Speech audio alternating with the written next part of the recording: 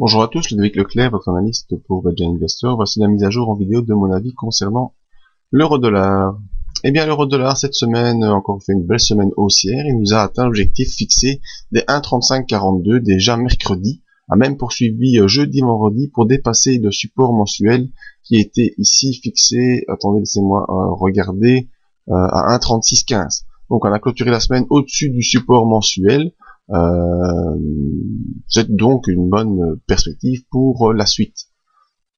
On est toujours, bien sûr, vous voyez, au-dessus de la M20, il n'y a pas de souci, au contact de la bande de Bollinger supérieure, au-dessus des paraboliques, donc il n'y a vraiment aucun souci pour l'impulsion haussière en cours. Vérifions quand même nos indicateurs. En effet, vous voyez, MACD toujours bel et bien haussier et de manière importante. Vous voyez encore une fois la conséquence du non-croisement baissier ici qui a eu lieu 23 janvier, non-croisement baissier, et derrière on part en impulsion puissante. Donc chaque fois que je peux vous le montrer, je vous le montre.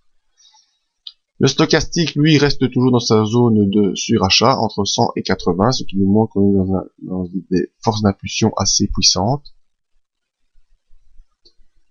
Et le RSI, toujours haussier, et dépasse même les derniers sommets du RSI, donc on est vraiment sur une impulsion très très forte sur l'euro-dollar, pas de souci pour l'instant, et les volumes, comme vous le savez, pas de volume sur le Forex.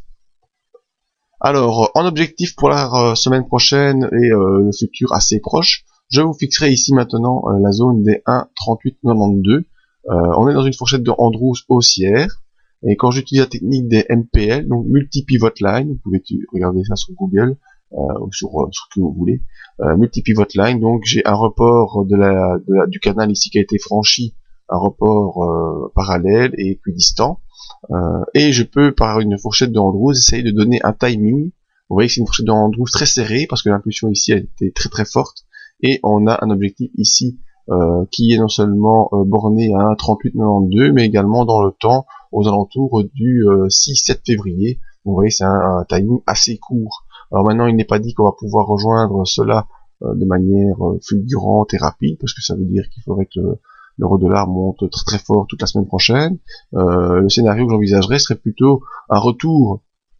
Moi, je suis plutôt toujours comme ça, un petit pullback qui viendrait se faire ici sur la zone de l'objectif et du haut du dernier canal, donc sur la zone des 1,3542, un petit pullback dans cette zone-là, avant de probablement pouvoir poursuivre l'impulsion un peu plus vers le haut, ce qui permettrait un peu aux indicateurs de souffler.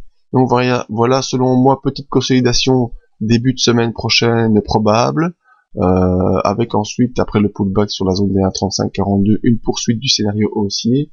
Maintenant, si c'est pour des raisons XY macroéconomiques ou je ne sais quoi, on pourrait peut-être aller directement sur cette zone ici, comme je vous dis, je vais d'ailleurs la matérialiser. Prochain objectif ici des 1,3886 environ, hein, 1,389. Pardon, 1,39 à 1,3886, c'est la zone d'objectif.